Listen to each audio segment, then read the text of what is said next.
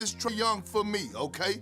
Because look, it's no limitations when it comes down with Trey Young. He's pulling up from half court. He's doing it all. And if I'm starting a franchise right now, I'm taking Ice Trey. 2 years later. Johnson up on Luka, down the lane, stopping, back to the basket, and scores at 15. Luka probing, drifting back to the baseline. Yeah, baby! Great block shot. And now Dallas in transition. Luka inside. It goes! It's a bit! Luka splits a double. Keeps the dribble alive. All the way to the hoop. Scoop to the hoop with a ball! Perk picking Trey Young over Luka Doncic is probably the most absurd thing that I've ever heard. Because just a couple of weeks back, Luka proved Perk wrong in a big way by methodically destroying Ice Trey and the Hawks, dropping 73 points in 45 minutes. Time and time again, these talking heads are coming up with ridiculous takes and arguments to put Luka down just to generate some views and likes. But the good thing, though, is that despite this, Luka has always found a way to prove these media fools wrong. I mean, after he realized that his boy Trey Young isn't going to be a better player than Luka, Big Perk found another player that he can pit and brag about against him. Would you rather have Devin Booker or Luka Doncic? I mean, right now, Devin Booker went to the finals. Devin Booker went to the finals. And Dallas just went to the conference finals last year. Devin Booker just went to the conference. Come on now. Devin Booker went to the finals. Devin Booker went to the finals. Devin Booker team is at the top of the list. When that video dropped, I was thinking to myself, why does ESPN let this man talk on live TV, saying a bunch of nonsense, while still getting paid? I don't know if Perk is living under a rock, but in the 2022 playoffs, we all know how Luka single-handedly manhandled his boy Devin Booker, as well as the rest of the Suns in Game 7. Doncic with 16. Into Biombo, doubled inside, Gunning. 27-point lead, down goes Johnson, 3, Luka, bullseye. In that particular game, Luka smoked Booker and his pals for 35 points on 12 of 19 shooting from the field. And he also grabbed 10 rebounds and dished out 4 assists for good measure. In other words, that game is where Luka Doncic officially became Devin Booker's daddy. Now, although I don't always agree with Stephen A. and his outrageous takes, I think Perk's ESPN co-anchor got it right about what happened in that Game 7 massacre. The Phoenix Suns lost by 33 points in a Game 7. Got clowned at home. And while Devin Booker still got his whole career ahead of him, he just might need his whole career to get people to forget what occurred Sunday night. Get used to seeing this, Phoenix, because this image is going to haunt you, maybe forever. I mean, I do understand that these analysts can make mistakes with their takes, but there are talking heads out there that are just pure haters. Take the case of Rashad Phillips. Now, for those of you who aren't familiar with the name, Phillips was a former basketball player, so on the surface, you might think that he has some credentials to back up his take. But see, here's the thing. Unlike Luka, Phillips never made it to the NBA and was just a journeyman throughout his basketball career. Anyway, during a one-on-one interview with Chris Broussard, Phillips just shredded Luka into pieces right from the get-go with a silly analysis such as this one. His feet is slower than rush hour traffic, okay? Really slow feet. Really? That's a problem. Really slow feet. He struggled with quick defenders, okay? Guys defending him. Oh, yeah, guys getting in his pocket, getting after him. Not a great athlete. You're going to see that, obviously. Every night. So, Phillips was basically saying that Luka moves slower than a snail and he doesn't stand a chance against the best defenders in the league. Well, to disprove what this major clown is saying, allow me to show an example. Kawhi Leonard and Paul George are arguably two of the most elite wing defenders in this generation, and with his back against the wall with the Clippers during the playoffs inside the bubble, Luka just schooled both of them as he systematically destroyed them both with such ease. I mean, whether it was against the Claw or going up against PG. And when the game was on the line, Luka just took over and put the kids to bed. In Game 4 of their series against the Clippers, Luka dropped 43 points on a bad ankle against Kawhi and PG. And he also added 17 rebounds and 13 assists to show us that he can hang against the best defenders in the NBA. And if you take a look at his performance against the Clippers in the playoffs all time, you would see that he pretty much owned them as he averaged 33.5 points, 9.5 assists, and 8.8 rebounds in all 13 playoff matchups.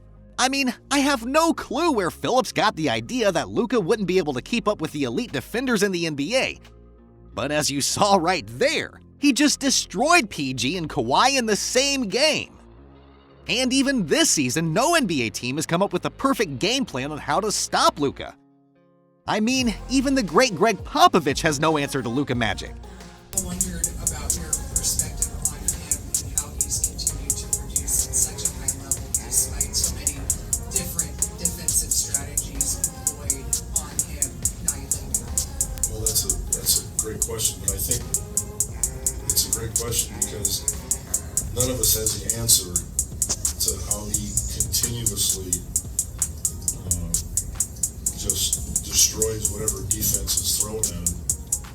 And I think he must be like underestimated as an athlete. You know, you look at him and he looks like he ate a couple too many donuts sometimes, you know.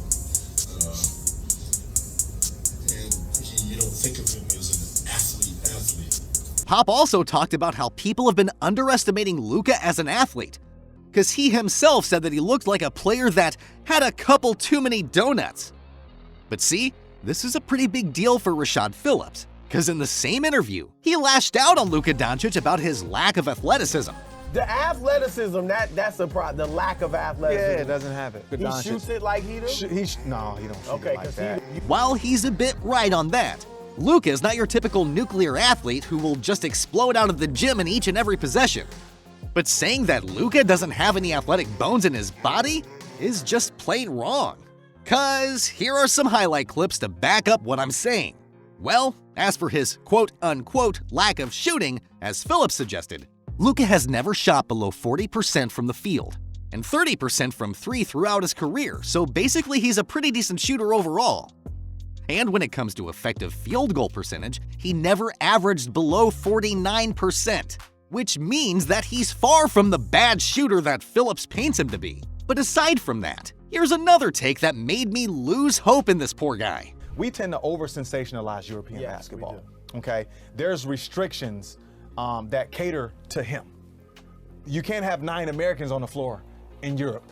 It sounds like you're saying Luka will not be like a perennial all-star type player. I don't see that. I don't believe he's a lottery pick. Not a lottery pick? No, I don't. Wow. So I'm not loving what I'm hearing about Luka. Now, first, Phillips yapped about how people tend to overhype European basketball, which may be true at that time. And as we all know, that's not the case anymore as of today.